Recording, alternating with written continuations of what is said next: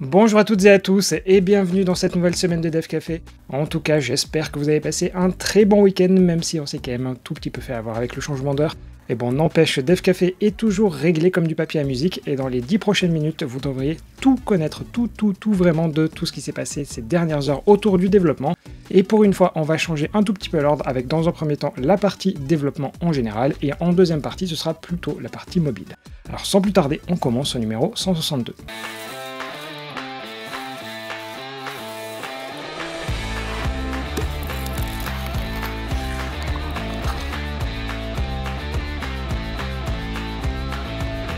Pour commencer, on va faire un parallèle. Imaginons que vous marchez dans la rue et sans faire exprès, vous perdez vos clés.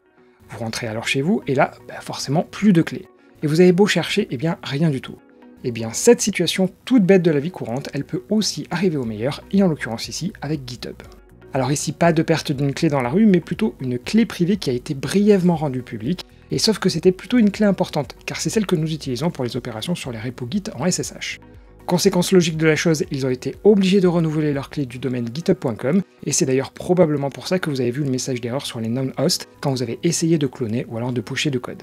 Ils disent avoir fait ça par excès de prudence, ce qui pourrait prêter à sourire, mais quand on sait l'impact que pourrait avoir la moindre petite faille dans GitHub, on comprend qu'ils peuvent pas du tout se permettre de faire ça. Ensuite, on poursuit avec le feuilleton Docker, et si vous le remémore en quelques phrases, Docker proposait un plan gratuit nommé Team et qui était très largement utilisé par la communauté open source. Mais il y a peu, ils ont voulu l'arrêter et ils ont donné un mois comme deadline. Sauf qu'en l'échange, il faut désormais payer 300 $ à l'année à minima, chose que très peu de projets peuvent se permettre. Et ça avait donc fait en gros ramdam comme on le dit, et la seule déclaration de Docker c'était qu'il s'était mal exprimé car certains croyaient qu'en plus les images Docker seraient complètement supprimées, mais ça pour le coup c'était pas le cas. Mais vendredi, on a atteint un peu le summum du foutage de gueule, car le CEO de la société a dit que le chiffre d'affaires avait augmenté par 30 au cours des 3 dernières années, et ils en profitaient au passage pour présenter une nouvelle fonctionnalité. Autant dire qu'en la matière, c'était un peu l'équivalent du 49.3 en termes de ressenti. Mais Docker a justement dû sentir le vent tourner et qu'il fallait vite rectifier la situation, car là aussi très rapidement, un article a été publié sur le blog officiel, simplement intitulé « Nous ne supprimons plus le plan Team gratuit », en argumentant qu'ils ont pris la mauvaise décision. Et pour essayer de faire passer la pilule, si toutefois des équipes étaient déjà passées sur un plan payant entre-temps, ils vont automatiquement refuser la transaction et les faire repasser sur le plan gratuit, mais pendant un mois, ils pourront quand même bénéficier des avantages de ce qu'ils avaient initialement payé. Ensuite, et toujours dans les applications non mobiles, on va évoquer Apple et plus particulièrement Steve Jobs. Pour ça, sur les Mac, le développeur Rogue Amoeba propose des superbes applications autour de la gestion du son, et d'ailleurs je vous les recommande vraiment. Et dans un article, le développeur revient sur les années 2000, où à l'époque, il proposait Audio Hijack qui permettait, et d'ailleurs qui permet toujours parce que ça existe encore, d'enregistrer du son sur son Mac. Sauf qu'à l'époque, c'est le moment où les Napster et compagnie sont en plein boom, mais la RIAA, c'est-à-dire l'association qui gère notamment l'industrie musicale aux États-Unis, elle avait eu la peau de Napster. Et hélas pour eux, enregistrer du son sur Mac, c'était vu comme illégal, et en parallèle, ils avaient vu passer une commande de la RIAA pour acheter justement leur appli, et ils se sont dit que c'était fini. Mais finalement, rien du tout, parce que rien ne s'est jamais passé. Et finalement, le développeur a compris ce qui s'était passé, puisqu'en 2005, lors d'une conversation entre Steve Jobs et DQ, qui est un haut placé dans le management de chez Apple, et également quelqu'un de connu dans le monde du podcast, Steve Jobs a demandé quel outil il utilisait pour les enregistrements audio, et il avait justement évoqué Audio Hijack. À ça, DQ a répondu que la RIAA voulait justement stopper l'application, chose à laquelle Steve Jobs a immédiatement demandé au podcaster s'il avait besoin de Audio Hijack, et il a alors répondu à IDQ qu'il allait dire à la RIAA d'aller se faire voir. Comme quoi c'est une belle histoire au final, mais le développeur il n'a été au courant de rien pendant tout ce temps, et c'est uniquement 18 ans plus tard qu'il a eu le fin mot de l'histoire. Bon allez, j'ai pas mal blablaté jusqu'à présent, mais vous n'avez pas vu la moindre ligne de code, et pour ça on va aller du côté de Firebase où le remote config permet d'envoyer de la configuration à distance, et c'est d'ailleurs pratique pour faire de l'A/B testing. Sauf qu'aujourd'hui, il y a 2 inconvénients. Le premier, c'est qu'on ne récupère la configuration que manuellement. S'il y a donc eu du push d'une nouvelle version, potentiellement l'utilisateur il peut passer à côté. Et le deuxième inconvénient, c'est qu'on peut lier Firebase Analytics à Remote Config et que vous ne devez surtout pas le faire si votre application a des utilisateurs européens, car pour rappel, Google et Firebase Analytics sont illégaux par rapport au GDPR.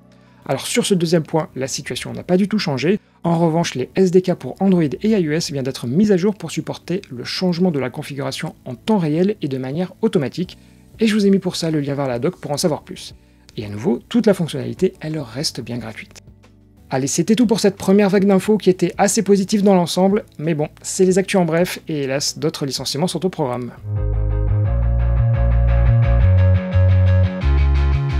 Les semaines passent et se ressemblent puisqu'on a appris en fin de semaine dernière que le cabinet de conseil Accenture allait licencier au cours des 18 prochains mois 19 000 employés, soit 2,5% de la masse salariale. Le motif évoqué est celui de la dégradation des perspectives économiques mondiales. Après de nombreux pays comme les États-Unis ou la Belgique, le gouvernement français a interdit aux fonctionnaires non seulement l'application TikTok, mais d'une manière générale toutes les applications récréatives sur les téléphones fournis par l'État. Mais cette décision reste limitée car les ministres, les agents de la fonction publique territoriale ou ceux de la fonction publique hospitalière ne sont pas concernés. Sur un sujet qui n'a rien à voir mais qui pourra vous faire des économies, Google a annoncé que les machines virtuelles utilisées dans Compute Engine pourront être mises en pause. Pendant ce temps, vous ne paierez pas la partie processeur ni mémoire. En revanche, vous continuerez de prendre en charge le stockage. En Chine, les hôtels ne se démarquent plus par leurs piscines ou les salles de sport, mais par leurs espaces dédiés à l'e-sport.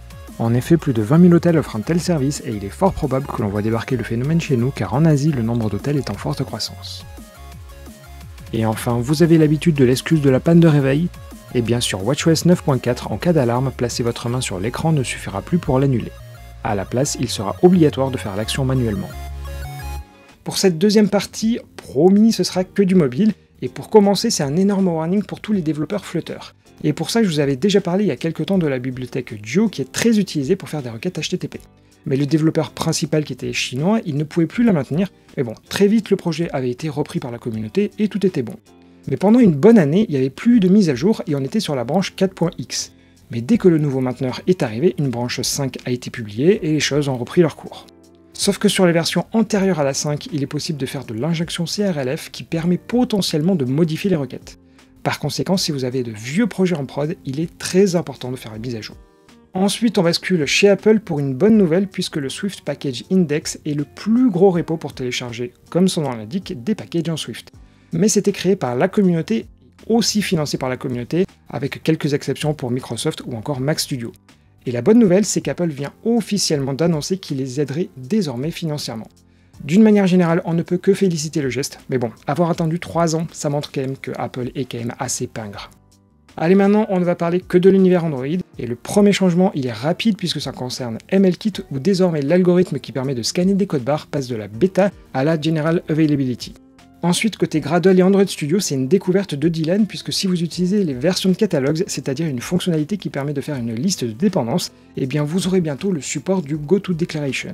En gros, en cliquant sur la dépendance qui provient de la version catalogue, eh bien vous pouvez remonter jusqu'à sa déclaration.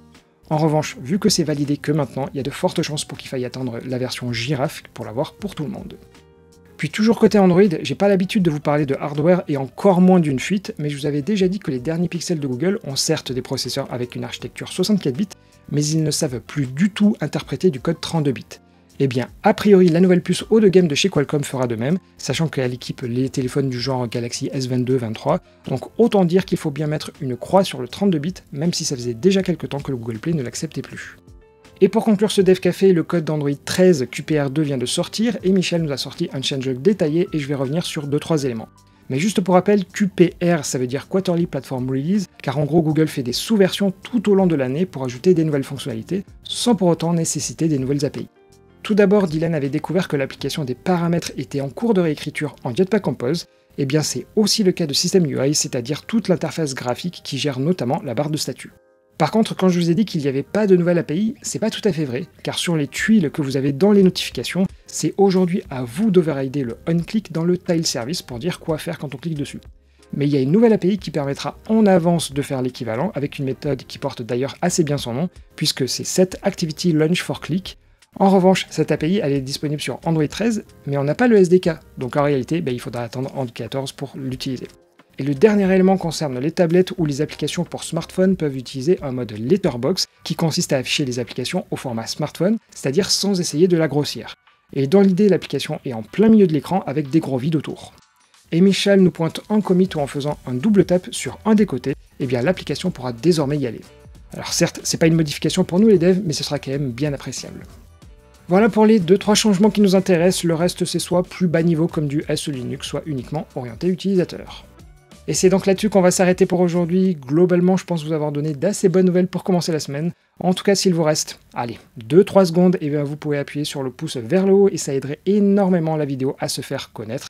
Et de mon côté, eh bien, je vous souhaite une très belle journée. Pensez quand même aux Albert, Albertine et Habib. Et on se donne bien rendez-vous demain, même heure et même endroit.